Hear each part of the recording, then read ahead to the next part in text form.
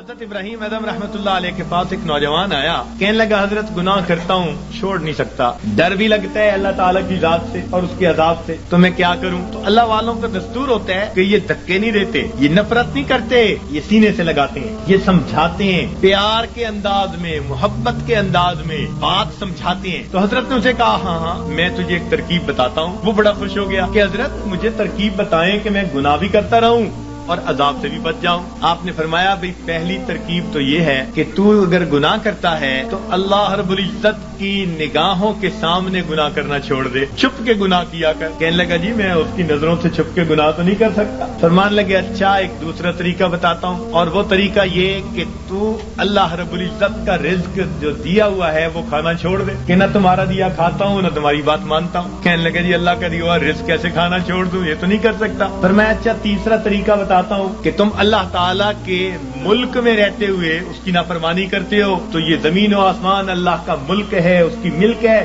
اس سے نکل کر گناہ کر لو۔ کہ جی میں کیسے نکل سکتا ہوں زمین و آسمان سے باہر؟ پروردگار بھی فرماتے ہیں یا معاشر الجن والانس ان استطعتم ان تنفذوا من اقطار السماوات والارض فانفذوا لا تنفذون الا بسلطان۔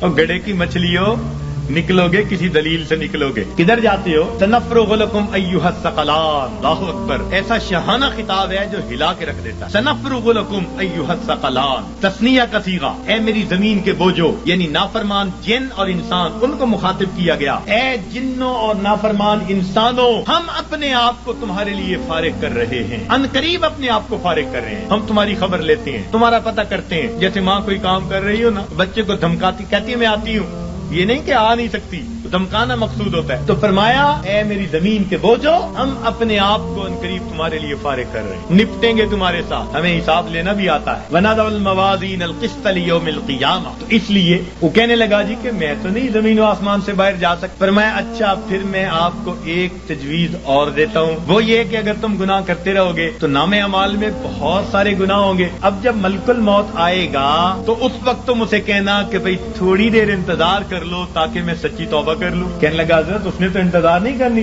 جس سانس میں موت آنی ہے اس سے اگلا سانس بندہ نہیں لے سکتا۔ اذا جاء اجلهم فلا يستأخرون ساعة ولا يستقدمون فلا يستطيعون توصية ولا الى اهلهم يرجعون۔ وصیت کرنے کی بھی فرصت نہیں ہوگی۔ اس نے کہا حضرت میں یہ نہیں کر سکتا۔ پر میں اچھا پھر ایک طریقہ اور بتا دیتا ہوں کہ جب تمہیں قبر میں لے جائیں گے اور منکر نکیر آئیں گے اور پوچھیں گے سوال و جواب، تو اس وقت منکر نکیر کو کہنا کہ میری قبر سے باہر نکل جاؤ۔ جیسے ہم نے گھروں پہ لکھوایا ہوتا ہے نا، بغیر اجازت اندر آنا منع ہے، نو ایڈمیشن وداؤٹ پرمیشن، تو تم بھی کہنا بھائی بغیر اجازت کیوں آئے؟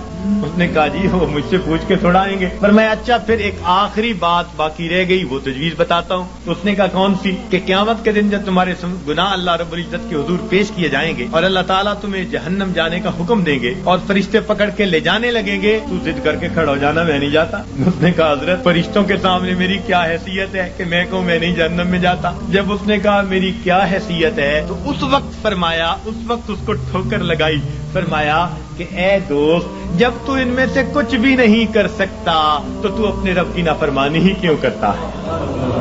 اس نے کہا حضرت مجھے بات سمجھ آ گئی، آج کے بعد میں اپنے پروردگار کی نافرمانی نہیں کروں گا۔